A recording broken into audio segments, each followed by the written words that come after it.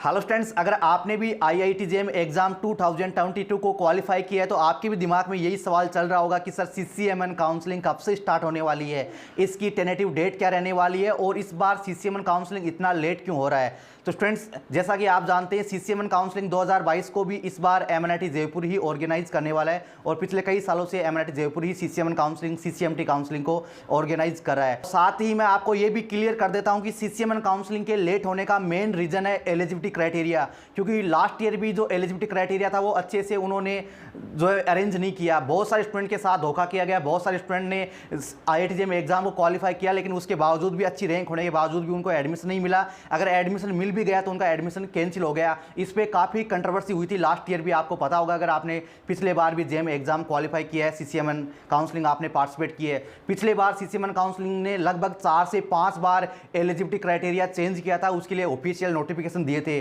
जैसे कि कई तरह की स्पेशलाइजेशन की डिग्री होती है, जैसे BSc in physical science, BSc BEd program या जो बीटेक वाले स्टूडेंट हैं उनको केवल 3-4 एनआईटी में ही अलाउ कर रखा था।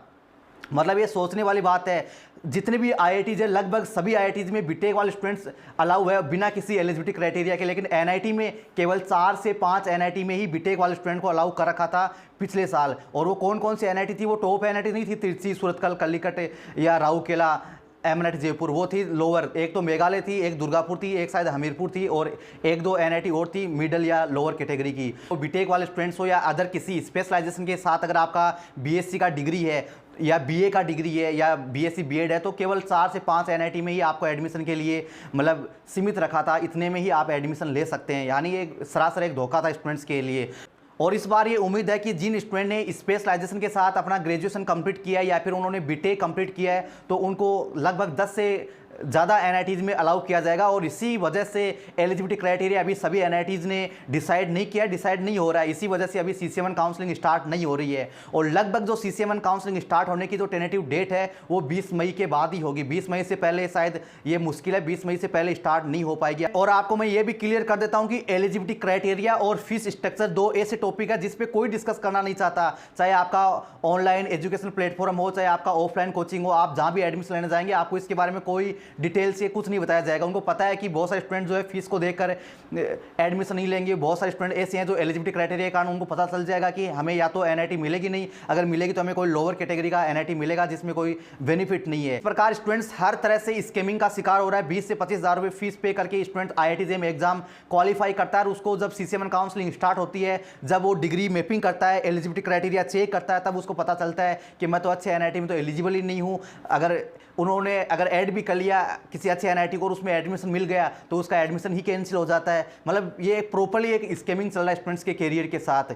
और स्टूडेंट्स, आप भी इस एलिजिबिलिटी क्राइटेरिया की क्राइसिस को लेकर अपना फीडबैक कमेंट के जरिए जरूर मेंशन करें। आप भी पूरे काउंसलिंग प्रोसेस में निष्पक्ष रहना चाहते हैं, पूरा काउंसलिंग प्रोसेस आप हमारे साथ डील करना चाहते हैं तो स्टूडेंट्स इसके लिए आपको सब्सक्रिप्शन लेना होगा और सब्सक्रिप्शन लेने के बाद में स्टूडेंट्स आपके पूरे काउंसलिंग प्रोसेस को हम हैंडल करेंगे। एडमिशन फॉर्म से लेकर आपका लास्ट ऑफर लेटर नहीं मिलता, आपका फर्स्ट क्लास नहीं होती है आईआईटी एनआईटी में, तब तक आपका पूरा हेल्प सपोर्ट हम स्टूडेंट्स आपको प्रोवाइड करवाएंगे। एडमिशन फॉर्म कैसे सबमिट करना है, चॉइस फिलिंग ऑर्डर कैसे सेट करना है, इसमें डॉक्यूमेंट कैसे वेरीफाई करने और आपका फाइनल सबमिट होने से पहले हम खुद क्रॉस चेक करेंगे। इसके बाद में सीट मिलने के बाद में सीट को अपग्रेड कैसे करना है, फ्रीज कैसे करना है, विड्रॉल कैसे करना है, अगले राउंड में कैसे पार्टिसिपेट करना है और डॉक्यूमेंट वेरीफाई कैसे करने हैं, फिजिकल रिपोर्टिंग में हमें क्या क्या करना होगा और ऑफर लेटर कैसे हमें मिलेगा। इन तमाम स्टेप स्टूडेंट्स आपको प्रॉपर गाइडेंस, ऑथेंटिक कंसल्टेंसी आपको मेरे द्वारा मिलती रहेगी।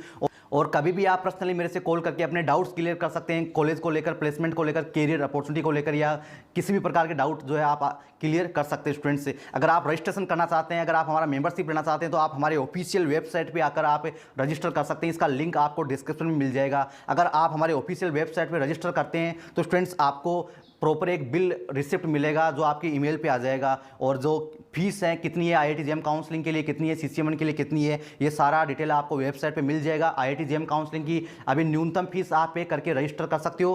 कुछ दिन बाद में ये जो फीस है वो इंक्रीज हो जाएगी स्टूडेंट्स से। अदरवाइज आप व्हाट्सअप कर सकते हो, व्हाट्सअप पर आपको और अधिक जानकारी या वेबसाइट का लिंक वगैरह आपको असिस्टेंट के द्वारा प्रोवाइड करवा दिया जाएगा। Thank you.